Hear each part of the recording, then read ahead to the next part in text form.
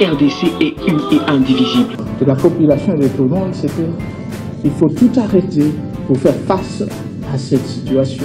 Et que nous ferons de cette terre richement bénie un réel havre de paix, de prospérité et de progrès social.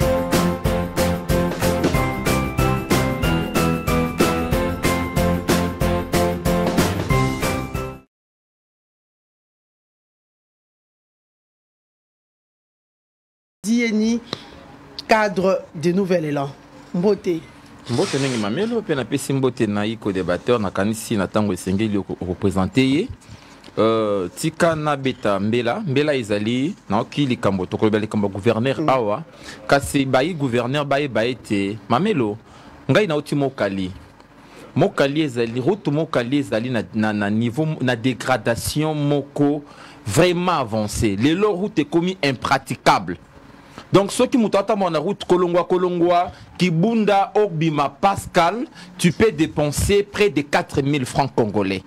Ceux qui ont commis Nangambu Yapon, Pokoma, Kibunda, Nzele, Zalité complètement de l'abré. Ceux qui ont dit Pont, Obima, Nangambu ya Pascal. Ceux qui ont commis côté à Lutadila, tout ça, Nzela complètement délabré.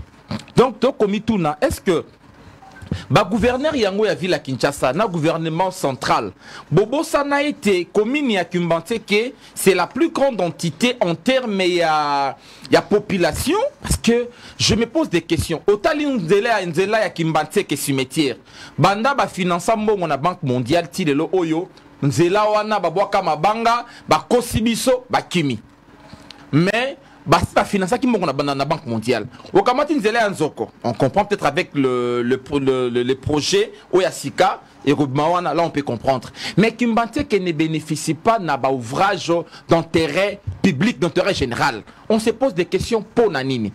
Le gouverneur Yasika Koti,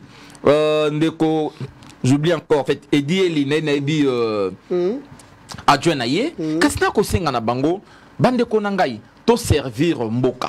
Pour servir Mboka, vous savez, lorsqu'on parle de la politique publique, on inscrit une question dans le agenda de l'État en fonction aussi à priorité. Le route Mokali, c'est une priorité.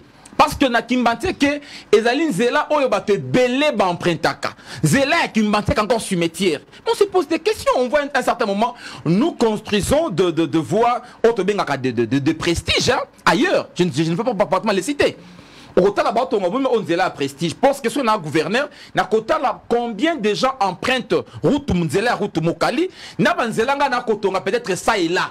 Pour la conséquence, on a mon consigne quoi le ministre atongi nzela atongi alfalte aveni naye alfata aveni naye donc aveni naye a tiango to moni yango mingi motaza na bokonzi akamata aveni naye a tiango goudron mais au bon saniete ba population ba komo na passe na route Mokali ceux qui te le likambo to likambo à sécurité mais ceux qui te likambo en sécurité na route Mokali madame n'en parlons pas. Il y a des coins où des coins et recoins il y a Mokali au bateau bako sans mais zone moko sans l'état zalité donc azali quasiment absent bateau bako bomana kuluna bateau bako zako s'entretuer au komona moko pe ba policier na minduki batako accompagner baninga musuna ba kuluna donc il se passe des choses à Mokali dernièrement il y a eu tournoi moko ya football organisé par un député. Et policier a se donné le luxe de tirer sur un civil à Bengi Kuluna. Vous savez, il y a même il y a proportionnalité, il y a force. Ce que l'ingénieur beta mutotala force n'a employé vis-à-vis na. On peut mettre mutumundu qui n'a si maté. On peut mettre mutumundu qui n'a pas maté libanga obete sas ça la makate. Mais accueilli liboso à c'est Atanas abomile qui n'a biso assimilé na Kuluna. Non seulement ça. Tokei Nangamu ya Suambanza, au continent 15, on a encore tiré sur 2 jeunes gens, c'est la diplôme d'État. Mais ici, quand on a police d'intervention rapide, ceux qui mobilisent les Aliwana, et Zana, souci les Aliwana. En tout cas, je demande à général Kilimbali Mbaye Baete, policier Nyon Sona, commandant ou Achana Route Mokali. En tout cas, Bazali ko briller d'incompétence. Ce qui est là, peut-être hier on parlait dans mon comme moi, Likolo, côté à Songi. Je commence peut-être à comprendre que peut-être c'est le monsieur qui maîtrise le boulot. Parce qu'on s'est dit, et pas Nabiso, policier, commune de Kotia, des ordres nesika bakuluna. Ils arrêtent ba okanga moto de côté kana 19h bakanga botele biloko. Bana mike batambola te. Ba mona na suke comme bango ba lubi. Mais l'état zali wapi. Voilà pourquoi, quand nous venons là, nous demandons aux autorités de prendre quand même des mesures, de satisfaire tant bien que mal. S'il vous plaît, et tout ça dans l'introduction, on a 4 parce que c'est d'ailleurs ça l'objet, il y a journée na voilà. De l'autre côté, Toali Namwa Mboka, Médard Kankolongo. Médard Kankolongo est président, il y a parti Congo en avant. Bienvenue. Merci Mamelo, merci na professeur Eddy, merci na Bandeko Nyonso Zolanda Biso partout à travers le monde. Na canon au PC Biso mais oyebi fo na bandana biscuit nangai avant ya j'ai reçu un message belé bato bayebi singai mais président Médard yo motolobela ka Congo depuis moi mike ba bosani biso poso lobité to kufi. Na lobi makambo eza nini na kobanda biscuit na ngana ba magistrat oyo esengelaki basali ba test na 2022 esengelaki ba engagé bango les informations na zue lobi bao baza ao bazoka bolaka kabana na bango le comme eza ke ba musu ba uta province banda 2022 bazao tilelo moto pepe bangwaza te balobi même na busolo so mamelo abandeza kaka kamere bitakwira bemba bawo bayebani mais comme biso yo lobelaka biso na lobi botala yango komonaka bako bundaka na mutambawa mingi talande balandele makambo na bango babe batomboki na yebisi Constant Mutamba ata nalingaka basho na yo mingi te mais na likambo yo nde batato banyokolaka ba congolais balingi babundisa yo yeba ke Médard Kankolongo akopeso makasi ba yebisinga ke ba magistrat wana banda 2022 tilelo ba musuba uti bujala ba musuba uti ndundo buteji ba musuba uti soki baza wana Kinshasa 2022 tilelo ba bina 2023 ba ponani procureur yoko pesa 3 TAPS boyo sibtiti D donc bazo kabulaka loko la map mais bazanga bapui baza bazo le côté ce bakota ile kamuna bango mais ministre alandela likambwana ya mibale mamelo lolenge bazo bimisaka bato na boloko on ministre zoko takana nini c'est bon bien mais likambo ya sali eluki ngambo na bato bako bimisaka na boloko j'ai l'impression na makala ke bakomi kotika ba criminel et bako ebisanga ke match ezobetama na prison ya makala bo basa kuna wo na kocha lisa mutamba liesangai et le comble na commune ya Kinshasa na balabala ya Maluku croisement na Sankuru ndeko moko auti na prison ndeko wana sakota boloko 2 fois a otozoloba ba magistrat baliaka mbongo batika kaye kala mingi tazana boloko abimi lobby samedi na allez dire na esprit na ye azimbeli atubi mutu na gorge mutu akofi kombo ya gorge wana king akofi na pesi adresse balabala ya Maluku croisement na Sanguru jeune azalaki na venir ba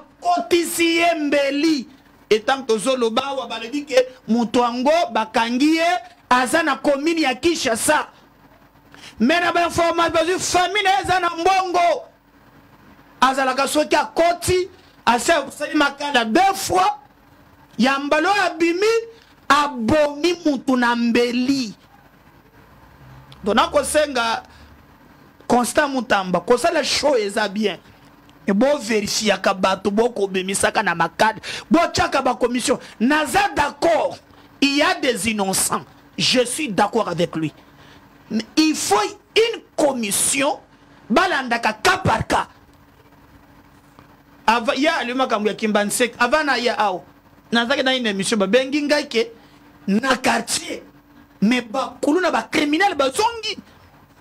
Donc batire et comme toujours bakonzi baza na prison bayebi makambo wana na ba mabota ekomi kopo bochanga 1000 mutamba lobi kazubi misa 500 batu ba mizoli public à côté là ki batu ya onatra bazui retraite basale makambo nyonso mine etando na yo aw na côté la kalikambo ya basali ya poste SSCPT awa pembeni aw na boulevard mais bakomi na soki ba 200 mois impayé kuna batu baza kuna ezali ada bombole humble o bayembe na jibe azakuna na ancien ministre na bino communication nani Jolino Makelele mais bazakuna esala ka bango ndenge nini ke batu basala ba donc mokolo ali futi ezo yebana te donc soki ba futi ba mondela kika na busolo mokolo moko aw depuis na le cas après une semaine ba futi bango mwa moko ya mibale mapangu ekote kama ya entreprise balobi ke moko mo kana Romeo Golf aw le pango moko ya ba poste loin ba konzi ba koteka ko kabola mbongo po na moni mambelo lengo katangai na yoki ministre a yesika urbanisme bita alobi piusa teki banda anga medare soki 149 hectares donc ba villa nyos ba teki mais ce qu'on a lobby hein batu o wanak nanya yebisaki bango ke Congo eza bilanga na bango eza pasi. Nous voulons dans ces pays, c'est là où nganazo pesa mutamba makasi pour la justice. Ndekolele Kimbanseke mais bozana ressources moko ya Kimbanseke alongwe Kimbanseke ayeko sala bioma na komina Kinshasa mutu na bino moko mboko so yebiete hein ministre provincial de transport oyebi ke Emmanuel na makambo ya tax parking na batuna 45 millions de dollars 45 millions de dollars azotambola l'aise c'est un criminel qu'il faut arrêter 45 millions de dollars mais à ce député provincial alors bien kokite ayena commune Kinshasa yebisa bofandra na Kimbanseke na Jima numéro 100 azobotre pe le pangu ya l'état na commune Kinshasa bana kikonosi kobenga ngai président Medaro lobi nini omoni makambo akajima to ebisaki kajima na batoyo bakatiyo tala lelo tozo kufa na lobi na sala boni voilà merci beaucoup Medar etumba wana merci Medar merci beaucoup mwana mboka voilà mwana mboka Edi Yeni nous allons commencer avec vous est-ce que est opportun la tenue d'un dialogue Nakati Yamboka Nabiso. Est-ce qu'il faut faire les dialogues? Est-ce qu'il faut solo là ensemble pour trouver la paix Nakati Yamboka Nabiso, République démocratique du Congo? Parce que il y a vraiment une crise en la matière. Il y a sécurité dans Mboka Nabiso. Martin Fayoulou s'est prononcé pour se mettre autour d'une table en tant que patriote à lobby pour nous solo là pour Mboka Nabiso. Nouvelle est là. Vont emboîter les pas parce que les FCCP des fois tokoyo kaneti. Merci pour notre Nakani Siboye. De par notre culture politique, le Congo et Botami Loko l'a produit à dialogue. Tokei na conférence de Berlin, Congo et Botami. À chaque fois Congo a connaîtra qui la crise. Bato avanda qui est si kamo quand même au kamati indépendance na biso table ronde ils allaient produire pratiquement il y a dialogue au kamati conférence nationale Tokei San City Tilelo Oyo.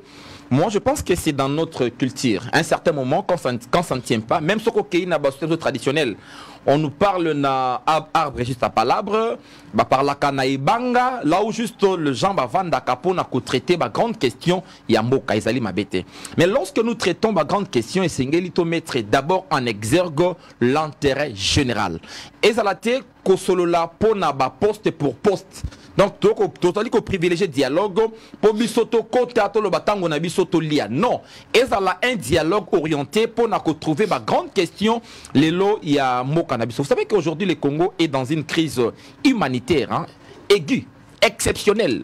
Ce qui il y a des Congolais qui n'ont plus esqué à Koufanda, pays voisin, surtout à l'est du pays. Nonobstant pratiquement crise alimentaire, insécurité économique parce que nous sommes un pays aujourd'hui, 75e pays, pauvre, dans la liste il y a 189 pays. Ce qu'on a l'indicateur il y a un indicateur de développement humain. Donc le Congo est vraiment sous-classé. Au tali PIB à Congolais, ils ont une histoire, ils ont $1.90 par jour. Hein. Or, le PIB des pays pauvres acceptables, ils ont 2,14. Donc c'est pour dire que le Congo aujourd'hui vit dans une extrême pauvreté. Donc et si quand on a sangada, une solution pour la population et non te mettre en exergue nos égos. Et même quoi de plus normal pour dire qu'en politique, quand ça ne tient pas, d'abord il faut consolider le vivre collectif interne, consolider pratiquement la convivialité, la solidarité interne. Pour faire face à Libanda. Même si on dit il y a alimenter crise à l'est du pays. Tous on sait que la crise à l'est du pays est une crise multiforme parce que plusieurs acteurs interviennent. Et une crise oyo, à l'ère il y a mondialisation. À l'ère il y a mondialisation, je pense que le Congo utile. En Congo utile, c'est parce que les Londres va trouver matière, il y a révolution de l'air. Parce que il y a révolution de l'information, énergie. Il y a des renouvelable, on a besoin de matière, maintenant, les autres estiment que passer par le Congo, parce que le Congo à un certain moment est considéré par les autres comme un bien sans maître.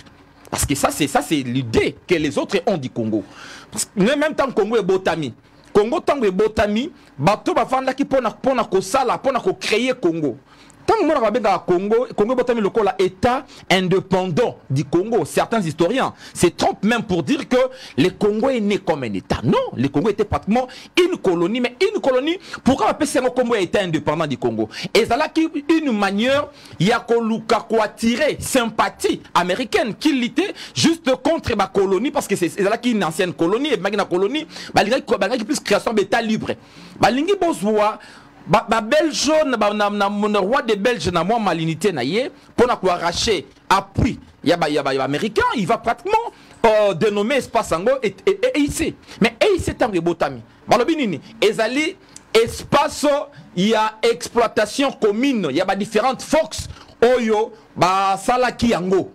Entre autres, au Kamati Angleterre, France, qui a droit de préemption, États-Unis, Portugal, Espagne, tout ça, Fox Wana, Bangonde Bazui, bassin à Congo, pour faciliter l'exploitation en Afrique.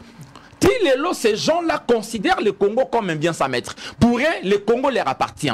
Voilà pourquoi ceux qui m'ont moi et l'autre qu'on a est, ils doivent y aller. Côté à moi des autres. Pourquoi? Ceux qui ont allé présents au Congo pour Nabango, ceux qui ont marché à l'encontre d'intérêt Nabango, on t'élimine. On t'élimine. Donc voilà pourquoi à un certain moment, on peut poser la solidarité. Les Congolais doivent travailler de manière à ce que les richesses du Congo aient profité dans les Congolais. On doit cesser cette naïveté, le long du 21e siècle, que Bissoba Congolais, Tondimba était Congolais à un bien pour résoudre la question humanité. Mais professeur dit, les présidents angolais, na kati ya République démocratique du Congo, Mikoloute Koleka, nous savons tous la rencontre était basée sur les cessez-les-feux, les retours de la paix dans la République démocratique du Congo. Ce n'est pas une première fois. Et ça une énième fois, comme on le dit toujours, les Cambo, il y a processus de la paix dans la RDC. Et elle est importante. Eh bien, moi je suis du Nouvel Élan. Nous sommes, en fait, nous sommes de l'opposition, je dirais, intelligente parce que il est question de négocier avec le maître. Hein? Il y a bateau paralysé Congo. Et Zakaka, oui, on est en face, il y a là, Totoko cité Rwanda. Mais en réalité, le Rwanda, c'est Azali sous-traitant. Même quand il y a SADC, tout ça, nos organisations régionales et sous-régionales sont des organisations qui dépendent de l'extérieur. Mais rencontre, elles ont sa résultat nini. Mais leurs résultats ne seront pas définis par Lorenzo, nos présidents. Dans le prochain jour, il y aura encore une rencontre. Il y aura des rencontres et des rencontres. Voilà pourquoi je dis, il il faut redéfinir politique nabisto extérieure. C'est-à-dire, la politique internationale, na politique diplomatique, et ça lui fonctionne, n'a pas définir politique extérieure. Toko négocier nanani. Toko négocier nanani pour nanini, azali nani. Oui, en interne d'abord, il y a des acteurs locaux, auto-identifiés locaux la Rwanda, locaux la Ouganda. Oh basali ko sala ete mabeko telabiso bazui Angola lokola médiateur, mais il faut aller au-delà. Au-delà, ils allaient identifier le multinational et les États, leurs États, ce qui paralyse, on va paralyser pratiquement Nambo Nabiso na Est et Amboka. Il faut les identifier. Et ils sont déjà identifiés. Il faut maintenant chercher, Yakoluka, comment qu'on négocie Nabango. Comment qu'on trouve une solution à long terme. Parce que, vous savez, hein, Tosali na deux pôles de négociation. Tosali na Nairobi, puis Tosali na Angola. Mais ces négociations, on l'entendrait. On oublie que Congo Ezali est un holocauste oublié. Congo Ezali, c'est le plus grand drame de l'histoire après la Deuxième Guerre mondiale. Aucun pays au monde n'a connu autant de morts. Le Congo a avoisiné plus de 18 millions de morts. Et ça, la makate. Mais quoi faire? Quoi faire? Parce que l'idée d'un dialogue entre acteurs politiques et oui. Oui, quand on dit quoi faire, je partis. L'idée d'un dialogue. Oui. Partagez-vous cet avis? Oui. Lamouka est pour un dialogue entre acteurs politiques. Lorsque vous dites quoi faire, je dis d'abord, dialoguer, c'est pas mauvais. Tout partager en gros. Deuxièmement, on doit d'abord penser à notre armée et nos services de sécurité. C'est eux qui font la guerre. Pendant que nous parlons ici, il y a des gens qui s'enrichissent sur le Congo. Il y a des Congolais qui sont pratiquement aisés. Il y a cause Mbongo. Mais dans les conditions où vivent nos militaires. Dans les dialogues entre acteurs politiques. Les dialogues entre acteurs politiques, tous allés d'accord. Mais pour la solution, il y a facette beaucoup de solution. Mais est-ce que peut bongisa ba conditions de vie salariale, il y a ba militaire nabiso.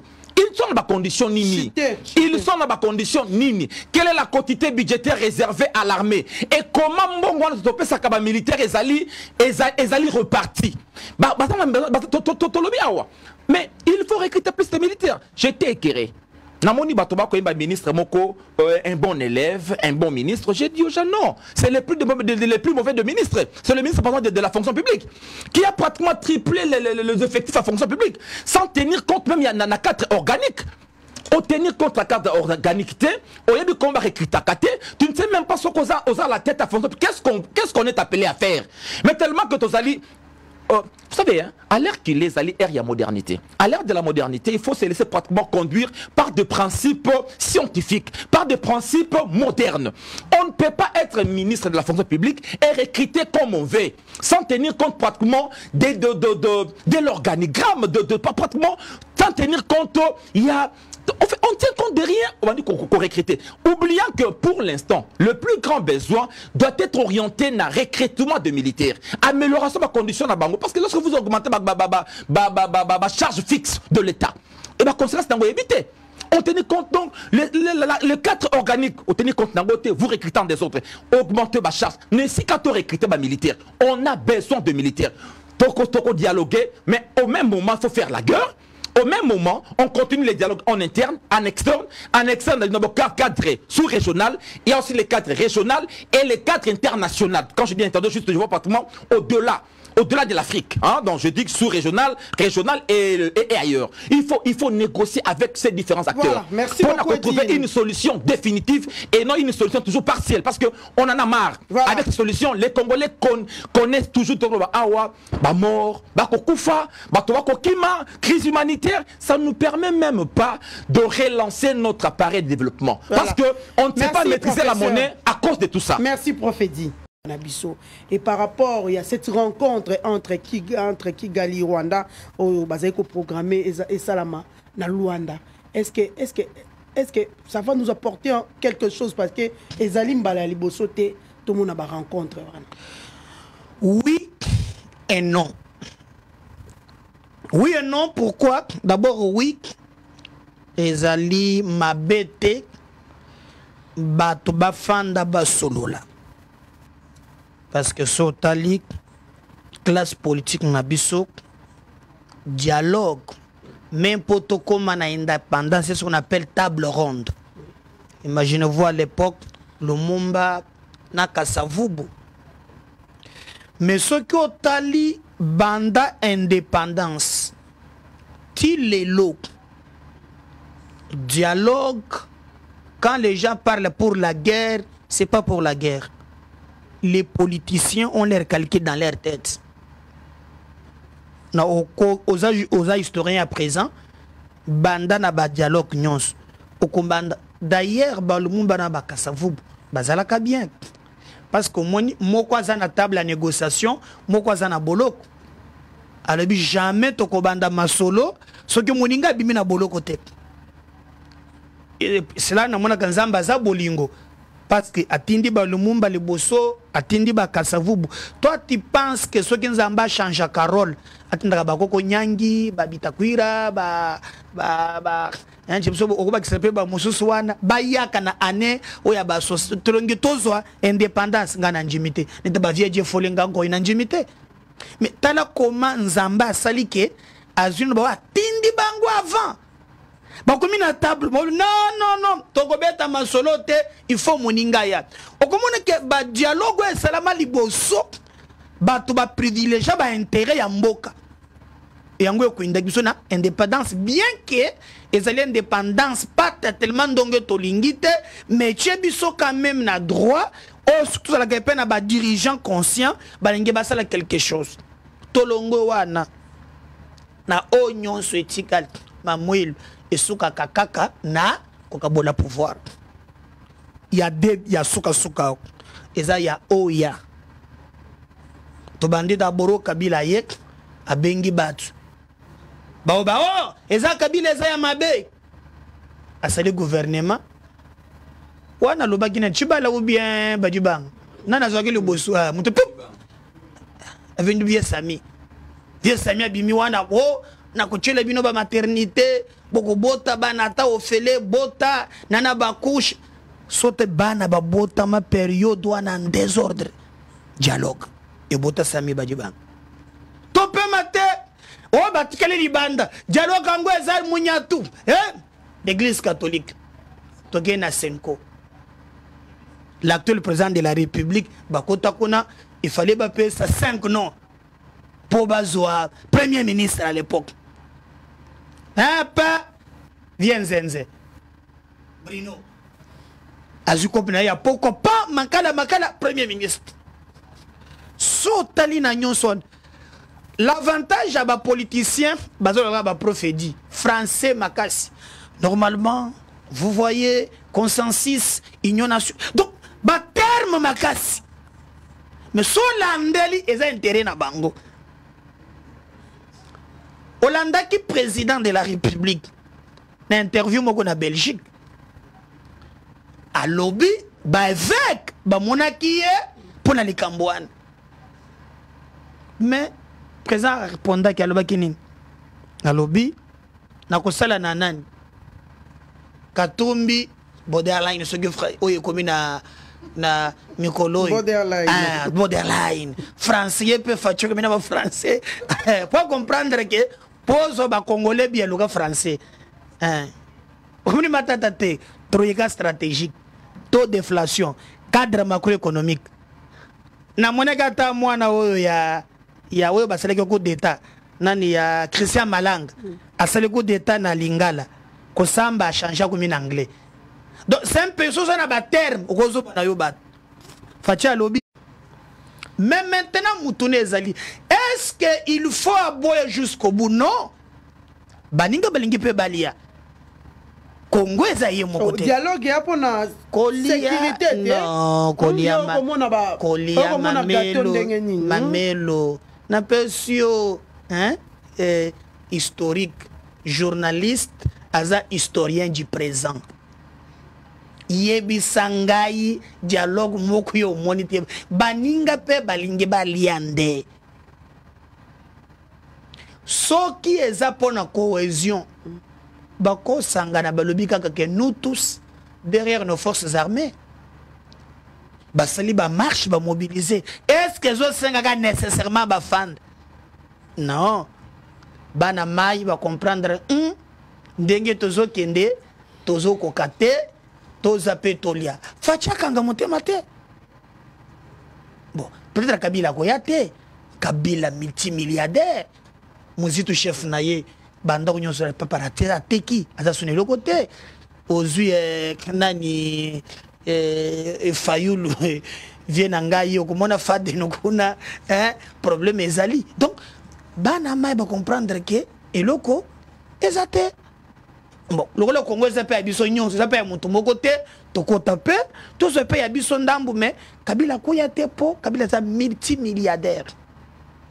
Donc Kabila y a taba descenda bade, je sais pas, na mon équipe journaliste bagenda ki ngakati awa, na makambo ma bien soko kendaki, mais ceux qui osala ki na ba journaliste beta tour talandenge za monene, Kabila koyakate.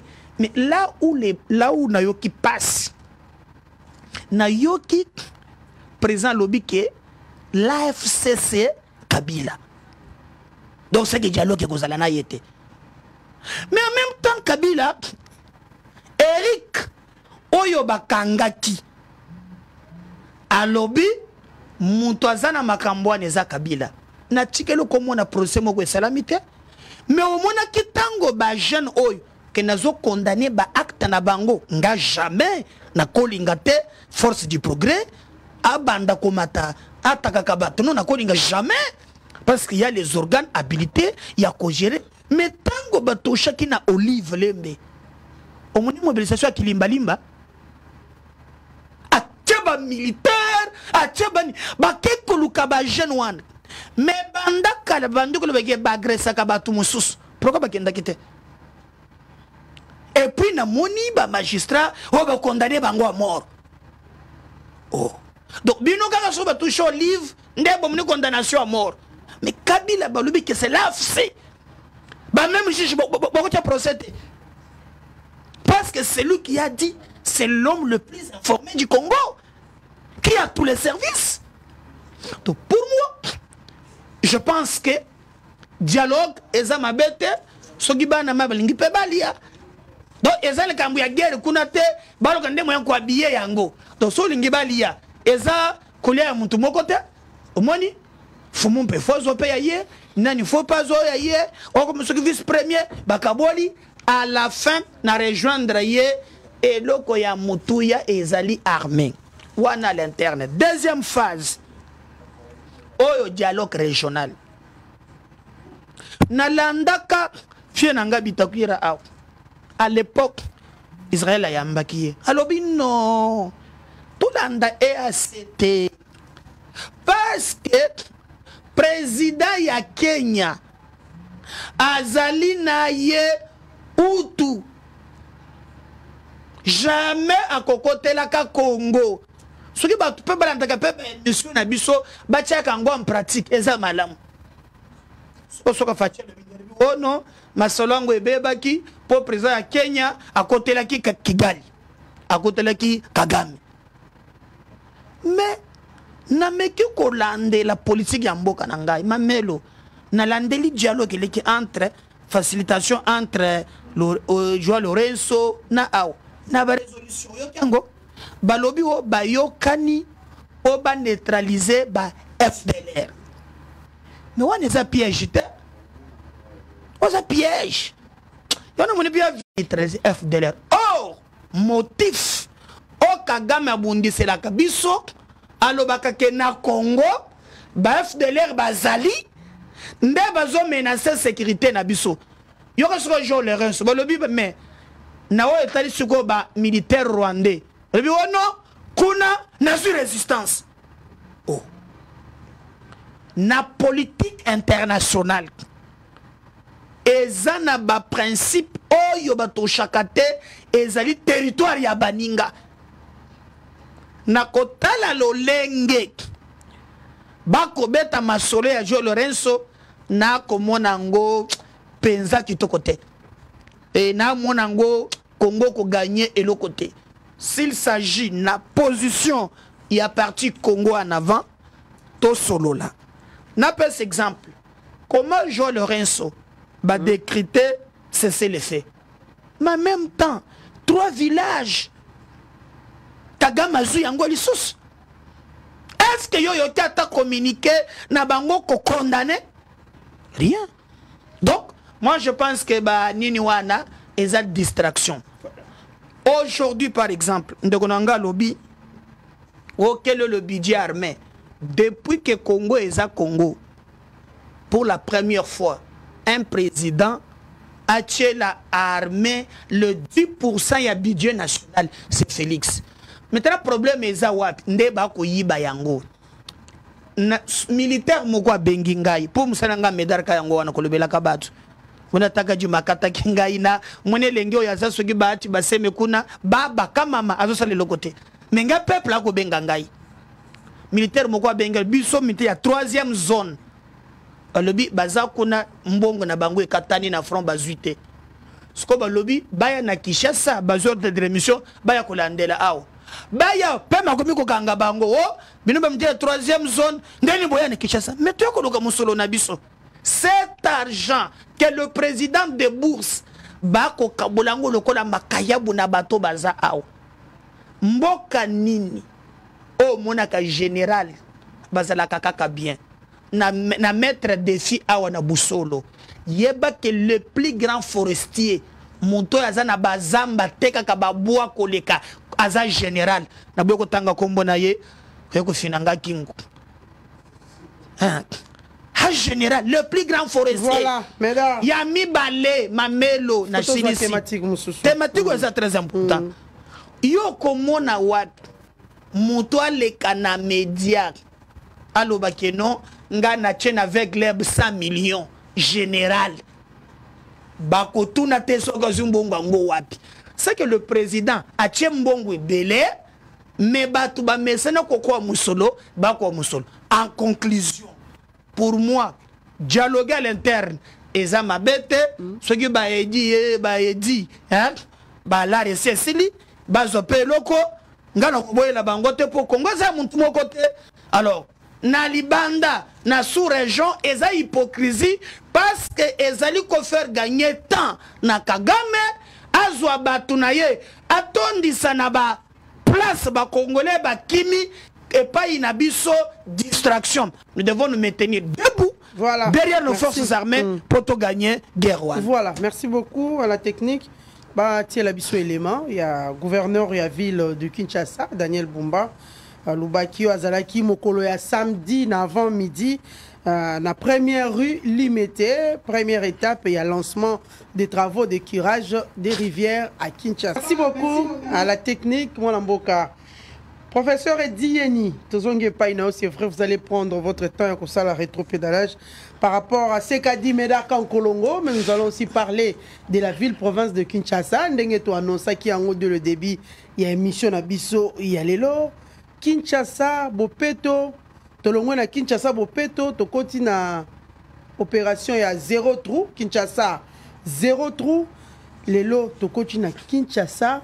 Ezo bonga. Kinshasa lenda pesa laga. J'espère que ba projet et qui moi mingi ba projet surtout mi balo to tangi bopeto na 0 trou et ali parmi ba projet bimisaka mi solo pe silate et tikala ka bo poso ko tambola bopeto et alite so ko tambola romono be mabulu c'est vrai bisika mususu ezipa mame mabulu et ali kaka yango to pe ezaba ils allaient créer un embouteillage même pour arriver surtout dans le centre-ville il y a Kinshasa. Le concept, est-ce que les concepts en question, est-ce que ça va apporter quelque chose pour la ville, province, il y a Kinshasa? Et l'élo, est-ce que les Congolais, il faut bandimer la opération au gouverneur de la ville a lancé Kinshasa et Zobonga? Quel crédit que nous pouvons donner aujourd'hui dans l'opération il y a Kinshasa et Zobongwa lancé cette fois-ci avec Daniel Bumba. Merci beaucoup.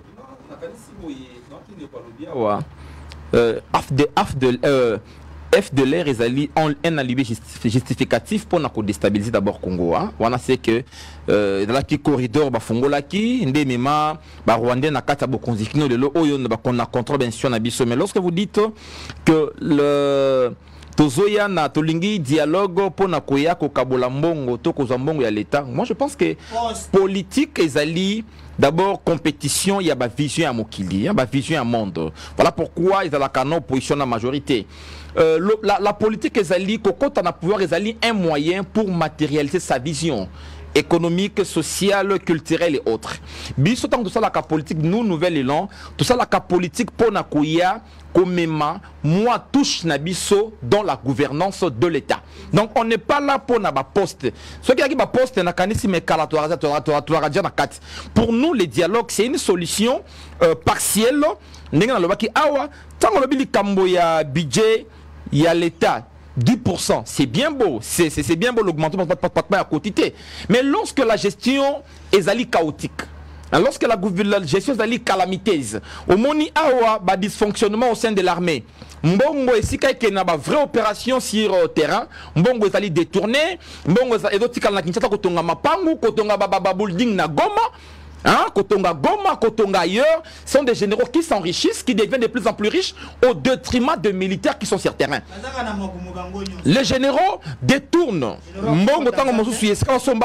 Armées, colonels et autres. Moi je pense que si nous voulons réellement une armée efficace, une armée efficiente et sengeli totia bakoki nakatia recrutement, formation et puis kobongisa ba conditions de vie ya ba militaire. Nous vivons avec eux, hein. On sait les conditions dans lesquelles vivent nos militaires. Nos policiers et autres, on ne sait pas en parler. Aujourd'hui, avec des effectifs très réduits, la police est dans l'incapacité aujourd'hui. Il y a quoi serrer l'opération Mosusu. Donc, on a dit, ah, maman, mon likamboya. Opération Kinshasa Yasika. Kinshasa Zobonga. Ah, on aura des concepts, on aura pratiquement des slogans et autres. Oui, il y a je ne fais pas foi d'abord na animateur et avec Lelo parce que j'ai dit Ezali papa ayembaka chez Chancellor Kopamba bato monaka prophète monaka tawanate le peintre de la nation, il a peint un tableau qui se matérialise aujourd'hui au sommet à Kinshasa. Je pense qu'il y a une inaptitude, hein, qui ne dit pas son nom. Kinshasa ebonga tala likambo esika bazala kitomoni production d'abord il y a déchets na Kinshasa ezali supérieur na ba capacité na biso ya recyclage, hein. Ce que nous produisons ezali supérieur, d'où les déchets seront avec nous. Bato va produire un sachet, les producteurs vont chasser plastique. Mais les emballages plastiques n'est que ça a été Kinshasa ils ont la condition oyo. Tant que si kabati wana ka liboso ya HJ wana e bandaka kawana. Ngobila ayaka wana, bango bayaka kawana, okudu po yaka kawana. Mais comment rivière wana kalamu etondaka mikolo nyonso, etondaka na nini? Etondaka na ba déchets plastiques. Il faut d'abord lutter contre la production des emballages plastiques et des déchets plastiques. Si nous voulons être réellement responsables, interdisons toute importation de produits et emballages plastiques. Mais interdisons déjà. Première fois, interdisons sachet nyonso au pire nyonso na nzela ba ko pasola pour que parce que ba sachet wana nde ko bebisa ville ya Kinshasa omoni ba poubelle be ba tiela ka biso na ba grande route na éviter so yo yebi yango ba komaka Kinshasa bo peto ba tia yango langue ya vert ils sont de comment on dit ba panneau à basket omoni ba vernis de gouvernance, hein. Inefficace wana bato bazoya akamati mwa langi ya tie abimisi ba millions allié na ye projet na ye na kocha ba poubelle. Mais en réalité les Congolais n'ont pas besoin de ça. Les Congolais ont besoin de mesures efficaces. Mesures ya solo ce qui to lingito lutter d'abord contre ba production ya ba déchets na mboka oyo to boya nanu likambo ya production de sachets et emballage plastique. Ya ngonde motozali à la base d'abord ya makamoto komona aw toutes nos rivières et kangami na nini ba bouteille ya ba maï ba bouteille ya ba jus ba chasser tout ça, même notre sous-sol les ali détruits. Effectif et ma policier dans tout au début n'est si qu'à to renforcer l'effectif n'a pas ba policier to fout à bango. Nous on est allé vite en besoin en triplant pratiquement le nombre de fonctionnaires sans tenir compte, il y a 4 organiques, tu triples les militaires sur la partie politique, tu déverser dans la carte de fonction publique. On ne sait pas qu'il y a des charges fixes. Mais si on lutte contre l'insécurité, aujourd'hui l'insécurité, au-delà du fait que c'est la pauvreté qui est à la base de l'insécurité. Hier, le Congo a souffrir d'enfants de la rue. Mais les autres enfants dans la rue. Il y a enfants de la rue, enfants dans la rue. Enfants de la rue, on va faire abotami na balabala vanda kana zandu ototonda benga bona kala bashege wana enfant de la rue. Enfant dans la rue azali mwana oyo afanda kana ndaku na ba condition famille eza suna mbongo te famille eko nyokwamba. Ce garçon se réveille le matin, papa fonctionnaire tout chaka $90 ba liete atala na mupanzi amoni licheta papa amoni jeune moko qui a kitoko lokola mamelo ako le kalati ba bijou na téléphone. L'enfant descend dans la rue. Le soir, cet enfant-là est dans la maison. Ce qui a vu les Kambou, la famille est colandaillée. Les enfants de la rue sont des enfants en conflit de la famille. Mais les enfants dans la rue sont des enfants qui vivent dans ma famille. Et conséquence, il y a des détournements à la ville. Quand vous pillez l'État au détriment des fonctionnaires, ne si qu'à créer d'emploi de jeunes, on ne crée pas d'emploi. Comment on les crée? Il faut d'abord kobongisa environnement nabiso, sécuritaire, social, culte, pour harmoniser ma société. Kobongisa d'abord cadre pour attirer entreprise, investir on ne crée pas d'emploi. Ces jeunes-là inoccupés restent du matin au soir. Voilà, tous en opération coup de poing. Nous allons prendre volet à sécurité. Quand nous allons parler na visite à ministre Chabani, na Souciat 5 Souciat, je crois, il a visité Nafuna. Mais dites-nous un peu, moi Lamboka, Edi Yeni, opération coup de poing lancée et pas il y a gouverneur de la ville. Est-ce que cette opération est que vous apporter espoir na Bakinois? Et Bakinois, je vous conseillerais d'adhérer massivement à Nouvel Élan. C'est là où on peut trouver des solutions pour Namboka. Pendant que vous parlez d'opération coup d'État, coup de poing, biso aussi tosto lansaki, tosto lansaki concept na biso lobaki boye, Kinshasa ezali enfer topé paradis. Pourquoi enfer? 90% ya Kinshasa ezali Kobanda, Kimbante, Keti, toutes nos communes eza 10% à Kinshasa. 90% des azali maluku na ntele ntele moko azwaka 10% ntele kaka ya pamba azali nyonso totikali za ntele maluku azali 80% ya ville ya Kinshasa esengeli totonga Kinshasa ya mibale Kinshasa ya misato to décentraliser Kinshasa programme na ya lobaki ka kotonga ako kena Kinshasa de l'autre côté. Oui, opération pour rejoindre Makambo ya non notre tribune date d'avant. Soko tangi pe chef de lobby totanga kamingi ba tribune et puis si biso mayele mingi okambamboka. Donc il est parti dans même ordre d'idée que vous. Oui, dans même ordre d'idée na biso a taline auto komaki. Mais au moins soko copier mayele ya moto. Hein? Mise en pratique nango faut tout naye. Ai biso akantaka monengeni. Ba une opération qui nelenda. Otoko tonga villa Kinshasa villa Sika to suki wa mbongo zala détourner. Et loko ezali koboma mboka o ezali ba détournement. Ba détournement ya mbongo ya l'état. Mais omoni misala ya ngwane bandit. Misala yo monite ba na kombo azo kire na ya munene bongo na liboso HG hôpital. Maman, est-ce que bo yebi d'abord opération la saki na Gombe mona ketende bazo kombola. Et pas Nabino vous lancer sur l'opération à Gombe. Voilà pourquoi notre ville demeure encore na carte fusionnomie coloniale. On pense que Gombe Zali est comme Mondelondo Bafandaka. Et si ka oyo Mondelondo Bafandaka. Et si ka oyo biso batoto Zimbongo to Fandaka. Les autres, les colonisés, hein, Awande, ba évoluer Bafandaka. Les autres, Bafandaka Kuna. On commence tout à Gombe. Toko kombo la Gombe. Mais même Gombe yango. Il fallait pas qu'il Gombe urbanisation sauvage. Et Sengeli tozonga na plan urbanistique ya ville à Kinshasa. To respecter plan urbanistique. Mais espace vert nyo so bakoma kotunga kena limité.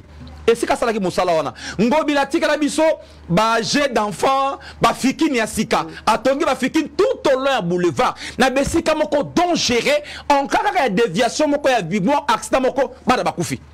Bon, toza na fikini. Mais bato bakamati mbongo à l'état baki kotonga, ba bengi bato boya ba partenaire bato tonga na biso na le long à boulevard. Mais c'est irréfléchi. Non, je suis d'accord. La bête bato na mona ki mokona feki na bito toto réalité feki. Je suis d'accord. Mais aventure ngobila sala wana, c'est vraiment irréfléchi. Tala awana gare centrale. Ben ko la biso, j'ai d'enfants. Nabi mais est-ce que ceux qui font ça Baba toubé bazaba yango wana mabe ya démocratie sali hein et que peut comme la biso incompétence au sommet de l'état comment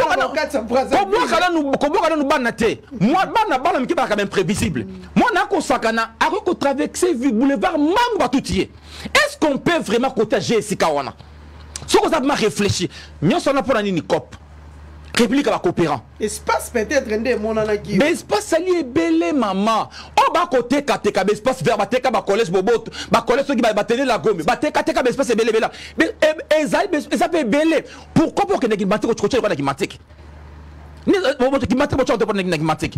Puisque ça est belé na maluku na ntele. Te ko sali kaka mais bi que ba bisaki 1 million 10 millions ba ba patongi na 2 millions. Donc les kambotali kambuya cette intelligibilité manque intelligence ou en stratégique. Manque intelligence. Tant que le bili kambuya baba ya maye, akende be kota la maya mango. Akende kota la maya mango. Avant on appelle point milangi. Oye mabo tali na milango tali poto na nzela e bukana nyoso. Na commune ya Kimbanteke. La commune ya Kimbanteke. Otali maboulot, otali bérosion. Mais où est le gouvernement provincial? Où est le gouvernement? Donc en fait, on est allé kaka nenga yesika alingi ba mona ke bumba pe comme tango bumba. Ah tala bumba tango et lokal bosa banana mabe et bumba sala nini? Bumba lobi ngai bureau nanga hôtel. Bumba allié mbongo bureau hôtel. Est-ce que vous imaginez ba tikeli ba bureau tout ya yeno na kosala na kota na bureau ngobila tika kité. Pour bureau ne sa propreté. Donc pour naie hein alors qu'il y a un mbongo belé bon louer lenga nous hein mikolo na nous ba bureau hôtel bon foutre langa hôtel na lala pendant que les Kinois vivent dans des conditions inacceptables dans le noir mbongo ezate bureau ane qui est praticable aussi kota bureau na maman na sta kota bureau ana ba condition malamoutier vous savez la politique on va ça là en fonction des moyens dont vous disposez on ne peut pas être gouverneur de la ville de Kinshasa une ville qui n'a pas assez de moyens et c'est donner les luxe de dire que bureau na lingi ba climatiseur yo nani na lingi soki nene na lingi bon dans l'entretemps ba millions ya ville et là on kende ko foutre la caille ba hôtel chaque jour papa maman tous à la bateau mais hôtel za nini boche mon hôtel boka ni hôtel 10 000 par jour hôtel les hommes c'est la caille 8 000 2 000 que dans hôtel on a pas cop non on a pas cop ça na mboka oyo. Oh, ça c'est la République des détourneurs. La République à Batbazali, contre la République. Voilà pourquoi quand la bataille au sommet de la ville, ma belle démocratie. Socrate a lobby dans le 5e siècle avant Christ. La démocratie peut entraîner le primat de l'ignorance, peut entraîner le primat de l'incompétence. Voilà pourquoi les lobbies à Kinshasa, le Bekoma qui maboko ya Ngobila Nananyo, Oya Kingaboa. Les deux Gekoko Otalika ba CV Otali cursus sur le lobby un problème le problème a hérité les problèmes attiquent encore un problème plus sérieux auto connaître Ezali Kamati Edi Yeli na onani na Bumba mama baba konsi na biso batanga wapi tunanga zone bango pena tuna Edi Yele otanga 6e wapi mais quand tu Google Luka ba CV otanga wapi Kamati gouverneur teka micro. Le vice-gouverneur a montré le banaïté. On passe vice-gouverneur micro. Problème. Non seulement qu'on le bat, même Maël peut attention dans un papier. Même dans mon kanda. Total sous moto sans vision parce que tu comme une ère particratique où le parti politique va récompenser le meilleur d'entre bango en termes de mobilisation, en termes d'intérêt égoïste. On dit non, c'est comme ça quand même gouverneur. Parce que Akamati Mbongo naye a déficit qui ville, Akamati Mbongo naye. epesi intérêt mingi mbongo na ye abimisi ba député na ye to commissaire vice-gouverneur na vision nini on tue le pays na kosako lo ba yango te on m'a dit l'autre fois na lobaki na kolobaka yango mboka ka koba parce que tozana ba cause qui ne mérite pas il faut des hommes qui le font nesika na yango le Congo a ses enfants intelligents qui peuvent bien gérer la République mais on confie le Congo aux mains des incompétents et cette incompétence détruit le pays du sommet en bas ça détruit le pays. Coup de poing ils allaient lancer et pas le gouverneur de la ville parce que Eddie Eni a dit tout à l'heure qu'il faut refuser production il y a ba sachet na mboka na biso il faut refuser ba plastique hein na kati ya mboka na biso ba emballage tout c'est la mai boy mais je sais pas bato batambola na mikili ya bapaya ba emballage ya mai ya la kaka alors ba sachet ya la kaka bamboka na kutu baza makasi na ba production ba makasi na ba vente donc ba ko par exemple de ba Dubaï pas tout nyos ba ko uta misika po ba ya ko sala ba chakuna c'est que sachet yango ne ezali parmi emballage au batekela mais pourquoi mboka yali propre que ya biso awa edi yeni alobi faut qu'on refuse production ya sachet n'est-ce pas qu'il faut sensibiliser aussi la population quinoise parce que population ata batieli yo tout le monde même na banda quoi même na kati ya mituka moto ko tambola mutuka ebite ke mola ne moko fois atia na kati ya motoka soit comme esika moko abwaki na siku ya li indiqué comme poubelle même to aussi somela mai abwaki pa surtout na ba biso ko mona bango basi ba leba gato na mwa moyi wana ba koti na bis ba meli ba mai ba ko boka nzela nyoso banda balongwa ki hôtel de ville ti ba ko maka ipen donc na ebisa nzela ceux qui 32 personnes nyoso ba ki na kati ya bis basi ba boki ba msu ba tiki na gombe ba msu ba tiki na delvo msu na ipen moto na moto wako tika mulangi n'est-ce pas qu'il faut sensibiliser aussi la population qui nous mi tout ya ba tout pe faut ça très bien na lingi na ko manana na prof na moni ya alobi ke edi eli na tangite koloba olobi mayele ba non pour moi problème eza kaka ya CV na bango problème eza na yoka baloba edi la za soki licencié soki licencié doctorant po na koloba yo zo cha tembe ndenge nini donc problème eza kaka koloba français te azaki na ipen comment yo alors yo faut alors problème eza non ipen est pour ba brodo brodi tenga je sais pas le système congolais aujourd'hui nous produisons des abrutis c'est ce que nous produisons papa ne répondez pas je suis un produit de ce système on produit aujourd'hui des abrutis à tous les niveaux à tous les niveaux je ne parle pas de lui j'ai dit ceci on a besoin ya mboka baye oba na vision batani classe ya solo kabongisa mboka mais l'aboutissement a élu domicile parce que même nous ça pose problème papa ça pose problème pas voilà ngai moko naza produit ya ipen classe mutoye une semaine à une année une fois au diplôme on connaît c'est pas ça une année une fois de diplôme écrivez ben en classe je crois qu'il faut changer le système là-bas l'UPN écrivez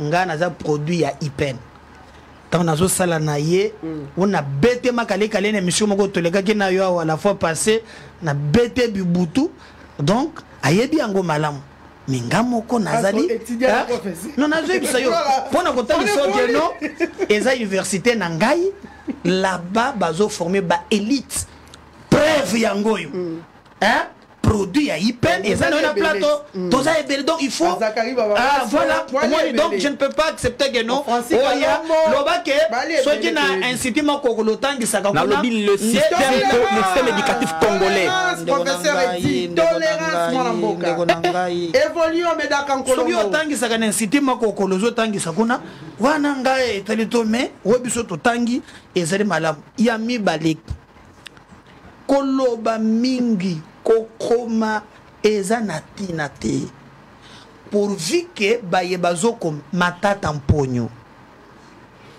alobaka français makasi akomaka babuku minene alobaka ba terme ona alobaka ba troïka ba taux d'inflation mais tango ba pesi mboka premier ministre tolele bukangalonzo te mutu na yo moko ba tribune la premier ministre na mboka français makas tala tribune milai tango ba pesi akamba mboka ba parler partout biso to komi ko luka ata muntu lo bana kianzi hein mais ça quand même na bolingo ya Congo na ya ba congolais science sans conscience n'est que ruine de l'âme.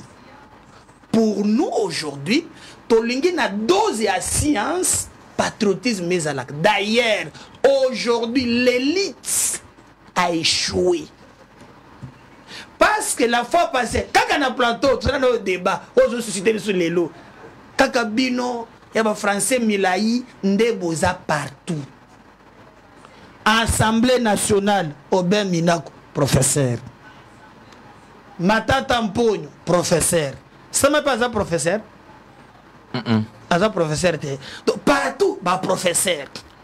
Sotali résultat sur terrain, rien. Donc, ngai soki di yeli aibi ko loba ko salenté pourvu que basala musala waje débat mususu quand même je ko loba te ke non je koko tango ngobila kei hein na moi ta muke le kana wile te to ke nga na ba preuve na moi ta kaka batikele kaka moi ta muke na moni je koko asali d'ailleurs moi je pensais que c'est lui qui devait être encore gouverneur mais na ko mona ke salimité na muto ide peste.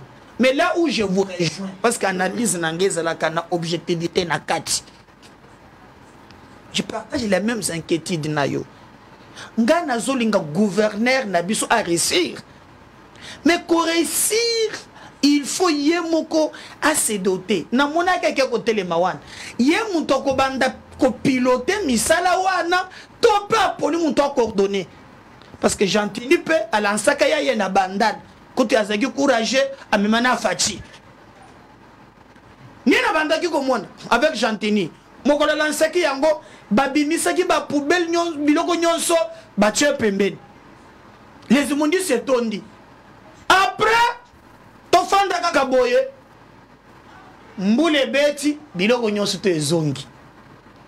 Mais avec notre gouverneur na uti na ngai Wileri Zwaka Wileri, Tiozo Mataville, Babiloko nyonso balongola kezaka pembeni wana. Nazo ebate, eza batoyo acheba sungaye topo basala nini. Mais na muni place à lancer wana, tracteur moko. Bon, kota la degré ya ba déchet wana, bako sala nini. Otona ki mutuna aw. Ce que moi je peux lui proposer, le déchet crée l'emploi. Ailleurs, déchet, avec le déchet, on peut créer l'énergie renouvelable. On appelle le biomasse. Avec le déchet. Par exemple, à Dubaï, mais à Dubaï, on recycle le déchet. Le déchet. Exact. Exact. Exact. Avec le déchet, pavé, avec le Dieu, l'énergie renouvelable. Donc, il ne suffit pas. Parce que si le déchet est comme diamant, la politique, tout le Congo en avant, tout le baka, biso, toko kamba, na partie na biso ville à Kinshasa, toko bongo la déchet bongo. Au moni, ou une quantité de déchets, au côté na balance, ba pesi misolo. Baye bakozwa déchet balambi yango ekeli misala esali musala ekelamik. Mais tant que tokobanda kolongola alongoli déchet boni o tikali boni tant que olongoli 1 ezongi 10 ekokende sa Kinshasa liboso te. Donc les gouverneurs, moi je les soutiens pour être aluka lolenge nini akotonga Kinshasa. Mais atchape batu pembeni na ye, pas de flatteur, ko soutenir yo, eza ko tchele babandrol te, eza ko tcho bilongi na yo te. Tozalaki awa na gouverneur na moni pe a utiliser terme moko toro. Ba biloko na tolingi ango te. Akende na ko réfléchir pour na Kinshasa. Tozalaki na Jantini, abandaki ya le gouverneur akuti zando batikelier. Zando c'est 45 000 Kinois au bazar na chômage. Mais à ça la Noki, bafongola ni zando wana ata na yoki balobi batiri ke bazu yango soki 50 ans ba to ba gérer. Donc biso tozaka lokola to comprendre monsieur comme côté mais bafongola tane fisque le gouverneur atala mbula yango ezobanda papa gouverneur mbula yango ezobanda boko banda nzela wapi Zwala ngai aveni Kabinda Kobanda kaka 24 RTNC banda kitati okomona babo marché kuna okomona nzele zate papa gouverneur okosala kan Zwala nga wangata Zwala ngai ba ebele zoba matadi kibala malchance na yepa kotani nango ministre oyo ya infrastructure eloko asala fachi na yebate mutu moko ayebaka na eloko moko te bazongisa kaka gisaruan asukisa kanga mutema ayebaka kosala likambo te yona bazongisa lisusu mena landi premier ministre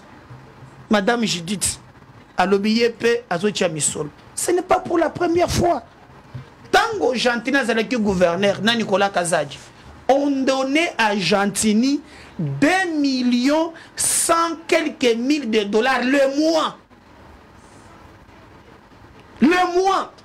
Et puis, je suis dit, Bakamatindam, Bapesi, député, donc à l'époque, les amis de l'honorable tel, par exemple, il y a Bandal. Hein?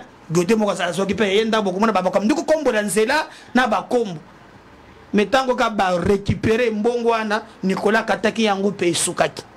Il nous faut politique claire et assainissement et ville.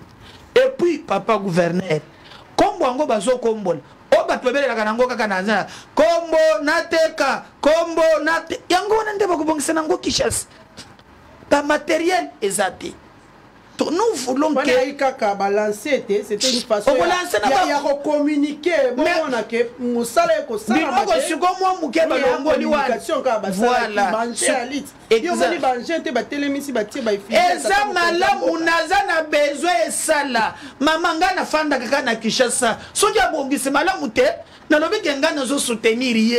Papa Bumba, mais ça pour la monia. Oh, balongola qui te fait longola qui wan. Et ça gagne le colo. Et laisse-moi que ça n'ait langue. Pas sûr que ça gagne un moule. Tout doit se rendre. Elle m'a bé. Toi, on a besoin. Basala Moussala. Et dit Eli. Ah, bah, kolobana. Docteur, ce qui professeur à Siliki. Pour ça, les côté. Pour y pas quitter sa kanda. On a raison. Et moi, on a raison. Mais quoi, ça a raison. Son appel père. Quoi, ça a raison. Hein? Bosala Moussala. Bosala Moussala. Namoni, avec le militaire, heureusement qu'a précisé Yango. Parce qu'il y a une différence, Mamelo. Comportement y a militaire na policier.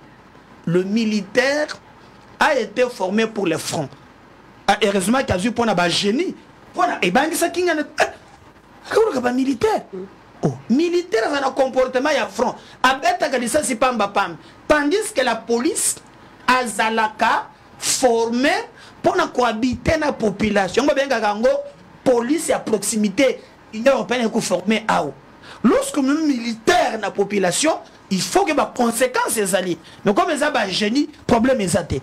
Donc moi je demande au gouverneur, défi est belé, azo bato oyo non pas kakabaye koko misaye, koko sakaye, mais ayo kakape ba critique.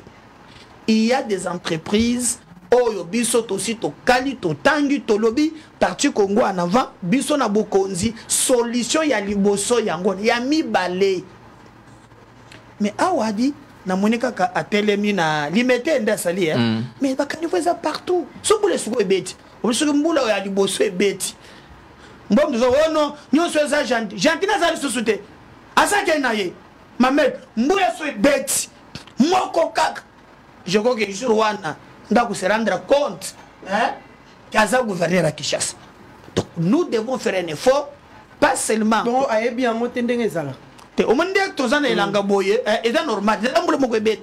Ye moko akotala boye la fenêtre aki abandi. Parce que banzela nyos nde babambaka bambaka wat. Babambi atate. Babambi atate. Nous voulons que asala musala to souhaiter chance pour être réussir parce que Kinshasa lelo maman insécurité eleki comme le but que l'insécurité eleki bosso te paye et baksipe na ngungi pour tango biloko nezo salema. Quel est le comble? Ils appellent la politique environnementale. Umoni alors maman est basé basa kon il pas ko sungata te na côté wan pour la solo ba yo muke typhoïde muke malaria muke ngungi na kishisa comité ti ngungi ozobeta boy ngungi azweka vers yo non donc ozomona que c'est et comme il passe baka niveau ya curité il était presque partout. Alors c'est normal que logistique azala olobakia wa ke non o montoizo mais la maille mais il faut ata ville et ça ba poubelle était o mezala rayo mona ngoto wapi tu vois que ça peut être il bosso qui ne mate longwa mako ya kiwana yo quand même okendaka na kini mart suba totambola kaka na basite na ba tosombaka mapa na biso na ba mama quoi ba mwamba biso to mona kangote yo mongana kini mart nga alors ce qui maintenant parce que au moni balobaka boy ngai na sala pédagogie on m'a dit ceci c'est que le maître fait compte beaucoup pour l'enfant que ce qu'il dit. Normalement, bakonzi esengela kik bachata poubelle. Soki suko moni muntu azana mulangi. Aboaki na se donc oloba ah vraiment boy. Je n'encourage pas battu. Baboaka na balabala mais na sengi pe ville. Ne fils ne va ba bourgmestre. Tu sais que pour le moment Kadima a un problème. Ne fils que parce que pour le moment, ba conseiller na maponami le kiawa, ezana ba conseiller peuple à voter. En contrepartie, el sengali peut ba exercer contrôle na niveau ya commune. Mais qu'est-ce qui se passe? Nous avons les bourgmestres nommés par le président de la République et tozana ba conseiller élu. Si quoi ba bourgmestre balobi Montoa tout nanga likambwazate nga naza nommé bino boza ba eli et tolinga ki to respirer soki Denis Kadima a organisé kata ba élection tous autant ba bourgmestre ba kokaki ata ko sala musala dès lors que ba conseil ezali ezo salemate o mbongo ezate mais Denis Kadima mbongo ba ko sala kama bulo foko ba 200,000 mbongo tozoyo kaka lisolo moko ba musicien ba bengi ngai ba lobi omoni balanga nzembo ya sokoda ba kendaki na mbongo na bango eza lokola 25 millions de dollars ba keyi po bazwa ba droit na bango siko Nicolas ebisi bango 25 bokozwa te so boboyi bokorate nyonso vous signez 25, mais vous avez 12 millions. Authentique, Bango batalimbo, soto signé tu raté. Bazuka na mukanda, pia 25 millions. Namoko bazu 12 millions. J'ai qu'il a 13 millions. Mais quand on dit que, Nicolas Zambongo, mamelo. Nicolas, anango na ibisio somo. Mais on nous apprend que, pour organiser l'élection à bourgmestre, payer ça dans mon côté. Je comprends rien. Parce que vu les coquipés Kobonga, sont qui déjà na base contre les autres Salem. Mais pourquoi bon organiser l'élection? Quand tu m'appelles, élection, au salaire qui n'a combien? Ils ont yébanaté. Mais il y a des bourgmestres qui peuvent combien? Ils ont yébanaté. Mais les bourgmestres nommés, les conseillers élus, parce que ceux qui sont au niveau de la commune, ne fût-ce que les bourgmestres élus, baza contre na ba conseiller ou baza na population solution peut et comme on. Donc pour moi nazali ko pesa gouverneur makasi na souhaité que aluka batu malam alonga batu toro pour ba terme ya ba musique et c'est pesi biso aw ça la na Argentine wa non toko simbisa pongi tan alors na moni yepe abandi ba terme ba toro abilongo na nzela wana ngabe da kankolongo nazo soutenir ye na mona résultat bo bisika nga nazo fanda na yebiso eza grave nga na fanda ka boyo komona bato epa na ngai commune ekufi nga na sala nini kadi makati ngai bomoni mwana mobali oyo neve baati lukwebo baati baseme azo ebonga na ngai ka mama baba koloba te lokoteki yango soki nakomi kobunda na ta na tv soki bakoyo oh nga na lingi nakoma molobeli mpona bamakambo wana bao baza en place eloko moko te donc babongisa Kinshasa. Voilà, merci beaucoup. Médard Kankolongo, tu sais la technique, hein, tu tendre déjà vers la fin. Nous allons demander à la technique Kambo. Il y a insécurité, Zali, Mingue Panabiso.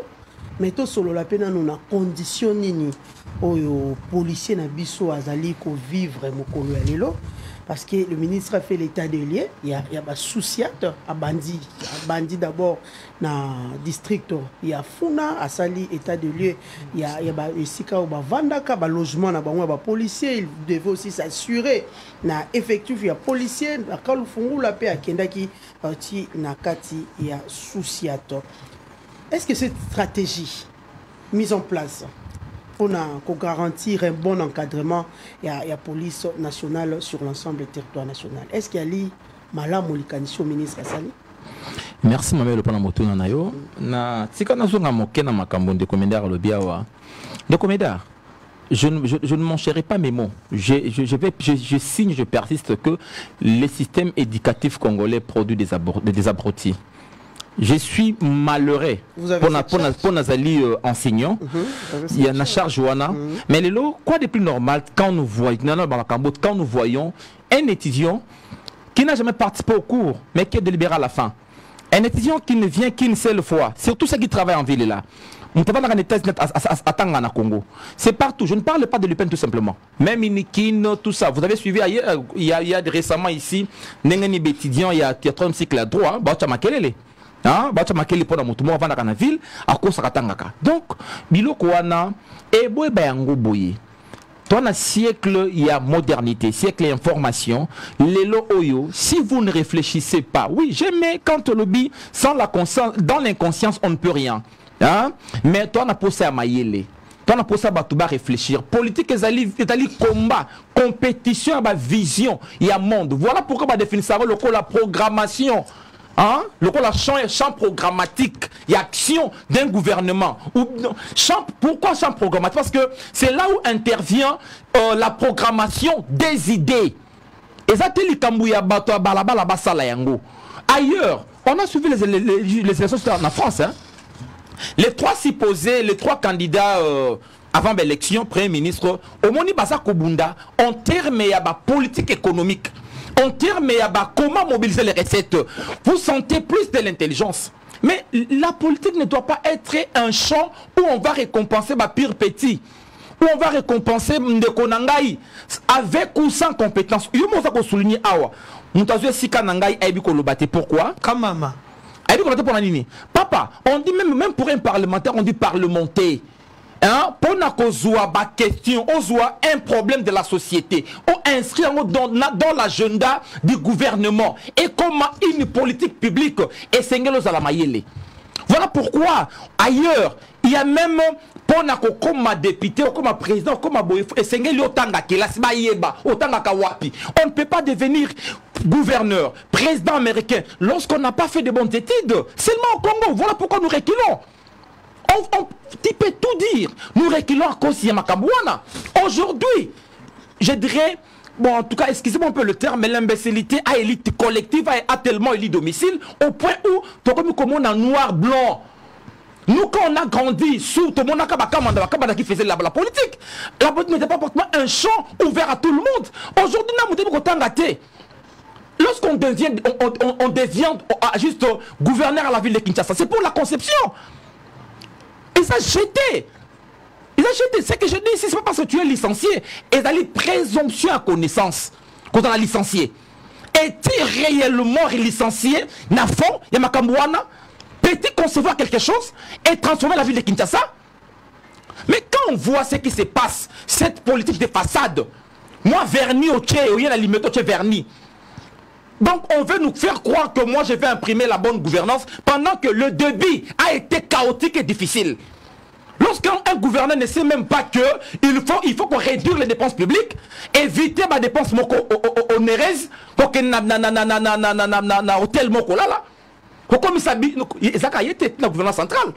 On a vu comment même l'un d'eux a transformé son domicile en un bureau de l'État. Et l'État a foutu un solo. Pendant que les Congolais souffrent ici. Au moment où nous parlons, Fabrice, Abisinga vie awa na milangi kuluna. Pendant que nous parlons, Abisinga ba komelinga abi vie na milangi awa essaye na 15 heures et indi. Fabrice Abisinga sikoyo. Na milangi et indi. Maintenant vous voulez quelle république? Nous voulons des compétences et de l'expertise. Tout ma bateau ba yebi ba ya ko apporter mayele likolo ya mboka. Hein ezalate je mais qui que na marché à liberté. Okomo na bateau na immondice. Mbongo esi ebima ba pesa bato ba évacuer biloko wana. Mais okenango wapi? Partout dans nos coins. Donc il y a des sérieux problèmes, il y a vraiment de sérieux problèmes. On a organisé des élections par sentiment, on aligne aussi des conseillers communaux. Maintenant pour organiser des élections, il y a des bourgmestres. Et comme un problème. Quelle est cette démocratie? C'est le top down. Hein? Ce qui est une démocratie et c'est tout ça la pratique de Bengaka horizontalité à pouvoir, c'est-à-dire qu'on commence par le bas. Il faut impliquer d'abord les quartiers. On doit avoir des chefs de quartier, toutes les entités décentralisées. Ma entité on a essayé qu'on élire bango. Bon si ma bourgmestre qu'on répondre à la population et non ma bourgmestre élit nommé parce que les élus seront redevants à la population. Mais lorsqu'à la base, là, ça pose problème. Il y a cassure entre la base et le sommet. La province n'est pas une entité décentralisée. C'est une entité régionalisée. Donc, la province est loin de la commune. Mais on ne sait pas dire ça ici. Le Congo pose problème à cause d'un manque d'intelligibilité sociale. Un manque d'intelligibilité, même politique, on n'en a pas. On échoue parce qu'on ne veut pas mettre en exergue notre intelligence. On ne veut pas que le Congo soit une association d'intelligence. Et si on va avancer liboso. Tolingi Kaka, voilà pourquoi on a Bengaka Papa Wemba, le grand peintre de la société, a compris le Congo de demain.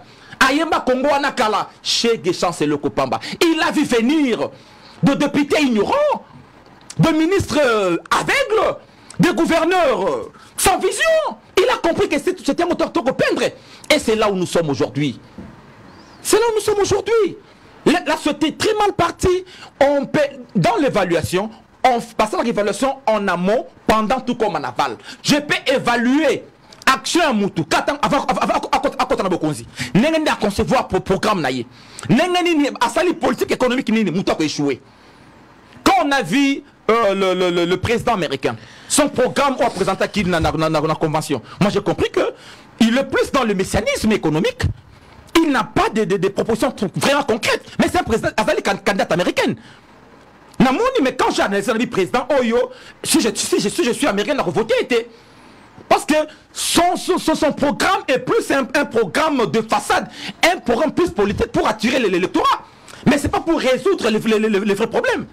Donc on doit analyser, voter des programmes et non voter des hommes. C'est ça le mal au Congo. On fait l'opposition, on a comme opposant Tshisekedi. Donc pour moi, je m'oppose à Tshisekedi. Or, depuis le 16e siècle, on a fait le distinguo entre la couronne et le roi. Il y a la couronne et il y a le roi. Il y a Tshisekedi et il y a la couronne. Lorsque Tshisekedi a parlé de marbre, ce palais Wapi, quand il agit au sommet de l'État, c'est la couronne congolaise.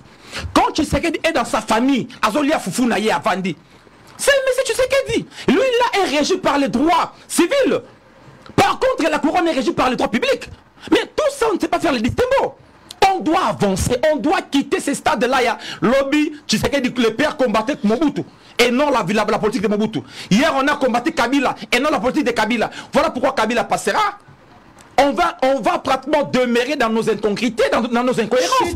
On continue pratiquement dans la même chose. Voilà, parlons pratiquement de l'insécurité. Il y a Souciat, il y a RDC. Il y a comme l'a fait le ministre de l'Intérieur. On a d'abord un effectif très réduit de policiers. Aujourd'hui, la ville de Kinshasa compte pas moins de 15 millions d'habitants. On a combien de policiers? Combien bazali formé policiers? Depuis 2010, si je ne m'abuse pas, depuis 2010, tu as le Oyo, Congo a fait policier. Donc tu recruté. Tu as recruté petit chèque, petit Koulouna, tu as bien éclairé. Demain, ils deviennent policiers. Pourquoi? Et il y a même les 5 chiffres non payés. Namonaki Baoudjana Bimaki Awa. Baoudjana, balandi formation militaire, mais phase de formation policière et zoamité. L'État ne le payait même pas. Je ne sais pas si on va foutre. Maintenant, on a baillé. Père à ma famille. Baba responsable. Baba foutre combien? Balobi, civil nenenini, civil bilanga nabiso. Hier, j'ai appris même les policiers à son bande on a foutu à Maratabi. Oh! Donc maintenant, ces policiers-là, ça la civil ne bilanga nabiso. Ok, il y a un souci à comment on a basali 12 policiers. Sur les 12 policiers, il n'y a que le commandant qui est reconnu par l'État qui est payé. Et avec des problèmes logistiques. Avec des problèmes logistiques, armes et saletés. Même protection, policiers na munduki. Ce qui est l'équipe à Kosala, Nini avec Bassassi. Or, si les policiers avaient tout le matériel nécessaire pour sa protection d'abord, et pour protéger les civils, à courir une arme était. Mais nos policiers sont équipés. Non, non, non, policiers les colonels même, il n'y a rien. Armes et saletés, Babylone a protection salité, Azara a condition minable. Il y a un policier à la ligne Moussala. Beaucoup de rations. Amile Sayemoko. Policier à la ligne Moussala. Hôtel là, nous bureau colonel, le colonel dit ah! Colonel n'a pas condition oyo. Hôtel il capitaine n'a pas condition oyo. Hôtel même dotation n'a tenu. Vous savez, lorsqu'on veut reconnaître, on veut comprendre un État, t'as l'État policier naïe. Les policiers traduisent la vision, traduisent l'état d'un État. Parce que ce que tu as État, État d'abord c'est ce monopole de la violence physique. Ces monopoles se manifestent premièrement par les policiers. C'est les policiers qui te reçoivent à l'aéroport. La frontière, c'est les policiers qui te reçoivent et non le militaire. C'est les policiers qui te voient, qui te reçoivent. Mais regarde le temps dans lequel tu as tenu à policier. Faut qu'il y ait l'État a sa copie, c'est ma coquille. Il touche combien? L'État, il faut ça là pour garantir, s'il faut dire encadrement, okay. La police. Merci. Nakosenga na baïbasa na fonction publique. Qu'ils arrêtent na ba copie saka ba numéro matricule na désordre ba ko sala wana.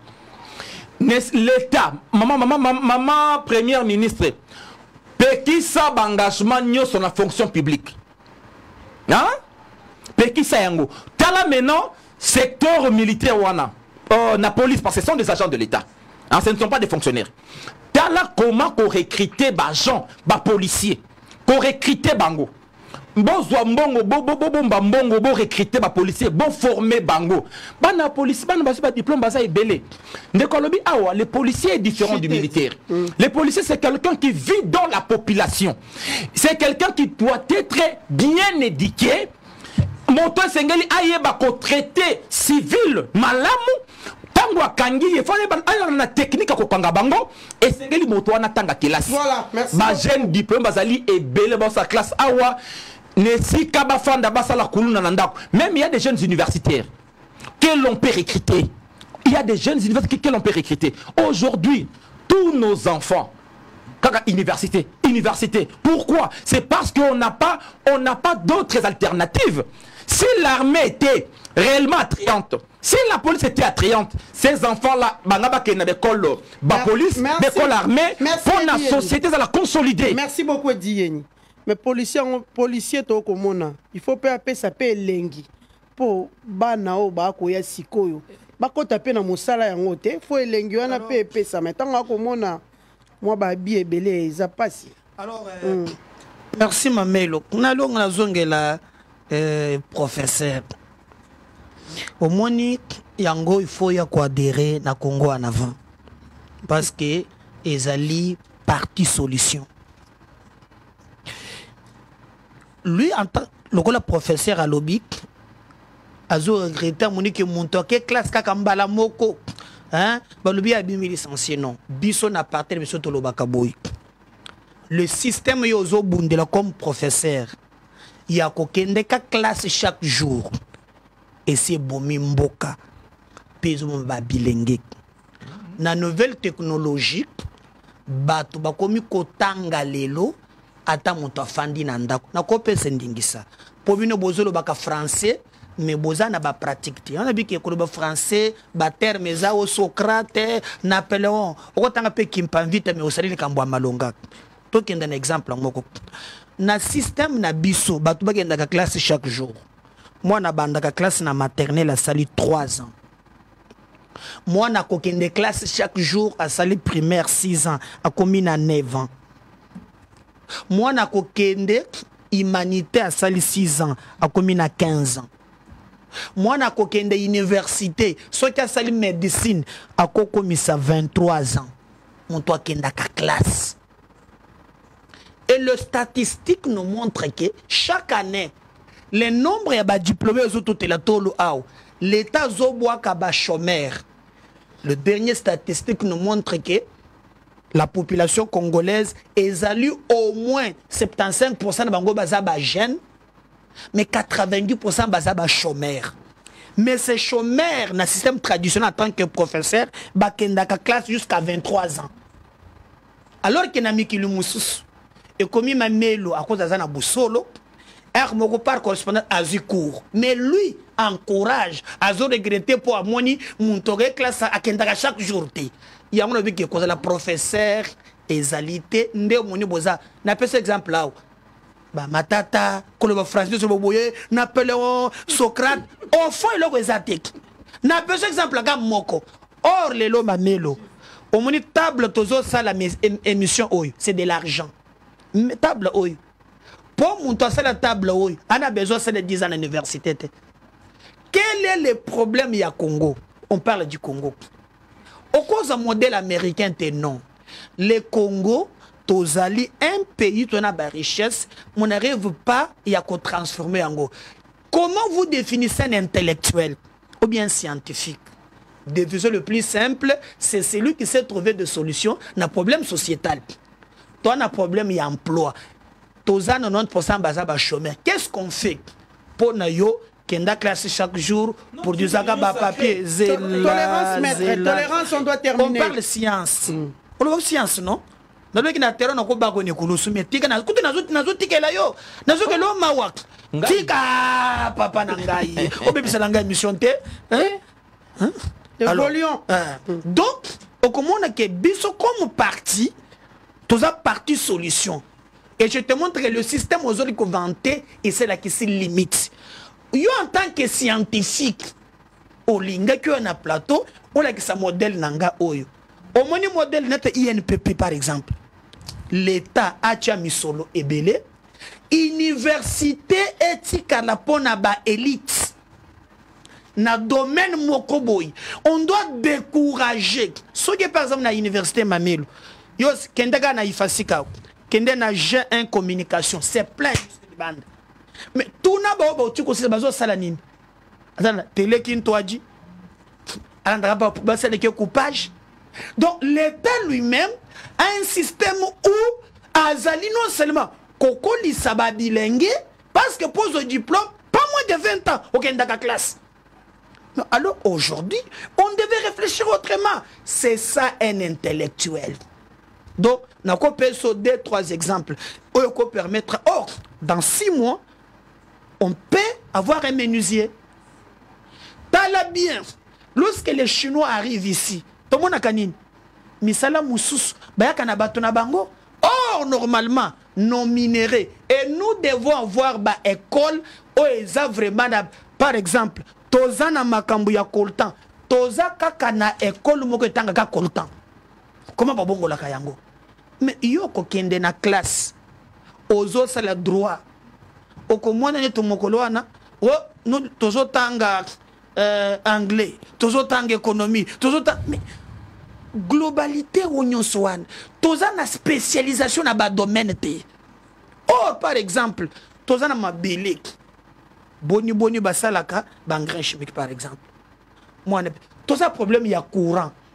Comment tokotinda bana na biso bakende nde basalaka transformateur par exemple les câbles électriques non pona bango soit commis vous voyez du temps de Ndata Sangou quand nous filmons vieux intellectuels c'est pas ça tobongo la société même na Kikongo c'est pourquoi na lobby monto oyo azo réfléchir pour la société yewa nazali intellectuel pourtant eza moke tokozonga le débat wana on comprendre que bambo ezali mais tozonga d'abord na makambo to lobby wa ya insécurité na moni gouverneur nene vice premier ministre et là quand vous sakangaye côté bazela ka bango bakendaka te mais côté lingaka bango tende bazoya atamboli wapi abandi na funa na lobby ati le fungula après qui alors soki akenda ki le fungula Monsieur le VPM, Jacques Ben Chaban, qui est mon vieux, tu es banni. Mais, tant qu'on a le fongol, au moment où il est en mais, général, il y a la police. Monsieur Blaise qui l'embalim. Au batelemina yewan. Au ebi ke nakati wana, naka le fongol à kotaki wan. Et la na terrain moko, o ya bal, o bana ya ba militaire, o leba kende ko sala kuluna, ba kende ko sala ta sport.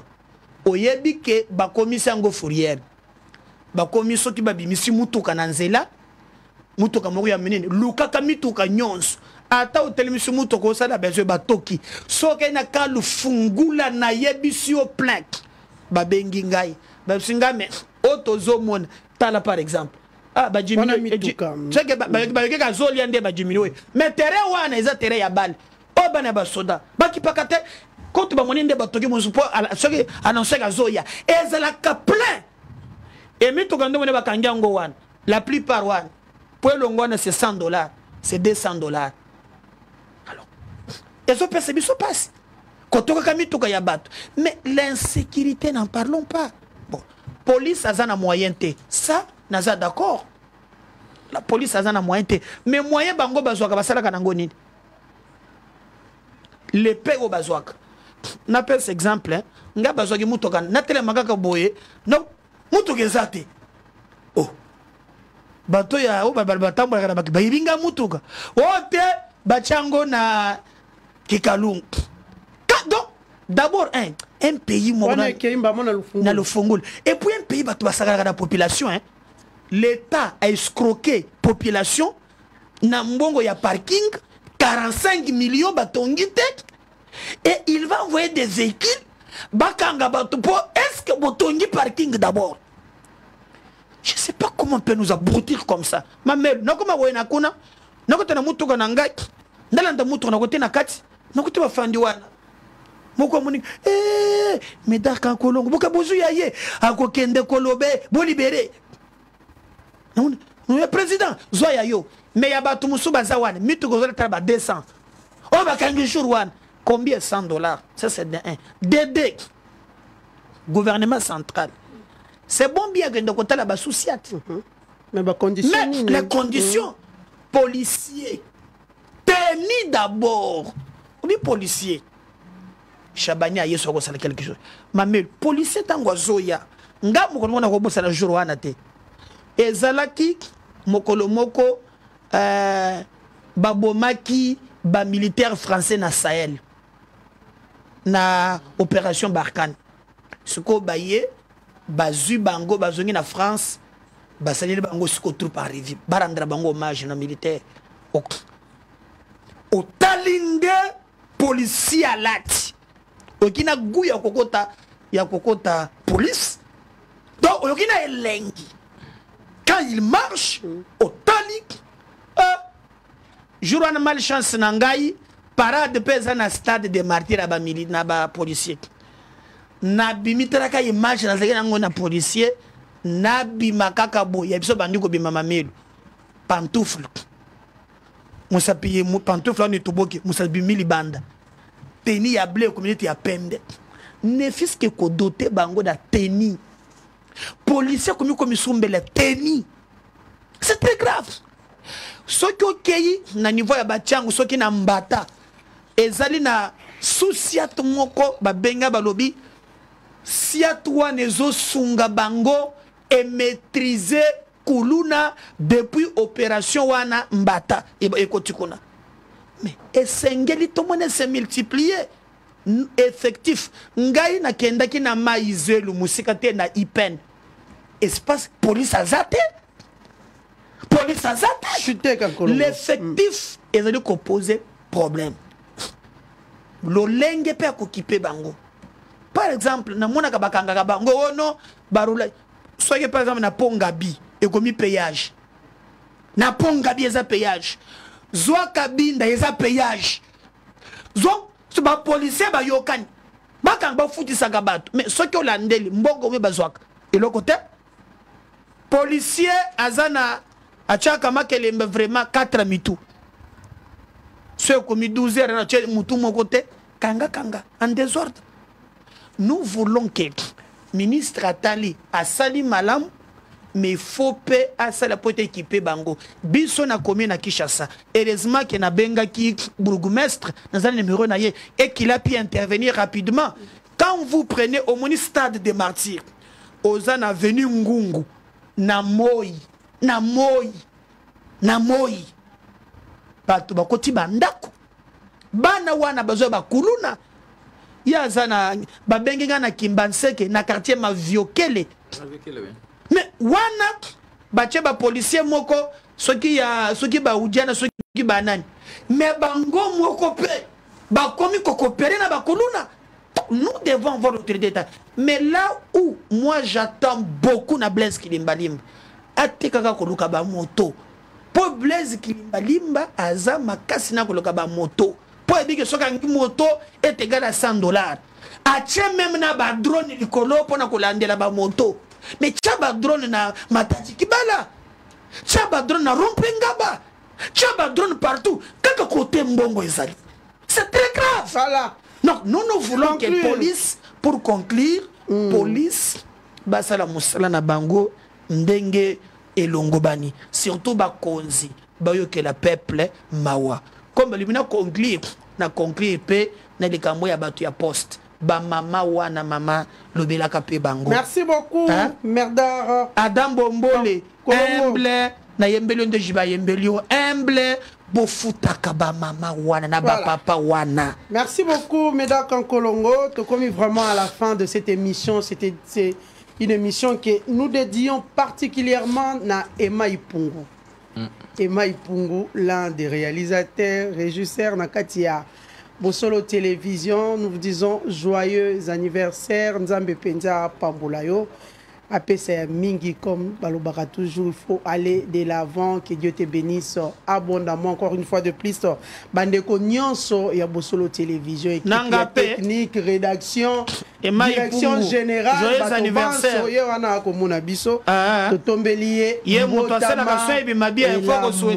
Voilà. Joyeux anniversaire à vous, Emma Ipungu. Je vous laisse suivre cet élément. Il y a Ndekonabiso, l'un de votre Oyabino, moi a commis l'élo, ministre à Finance na Kasai, moi Mboka, Bazin Pembe, ici Kapenzo à s'entretenaki na Bandeko, il y a DGR Kasso.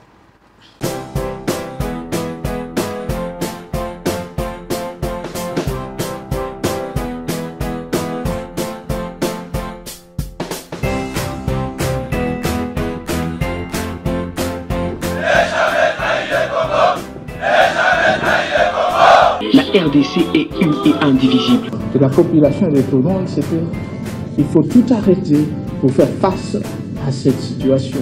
Et que nous ferons de cette terre richement bénie un réel havre de paix, de prospérité et de progrès social.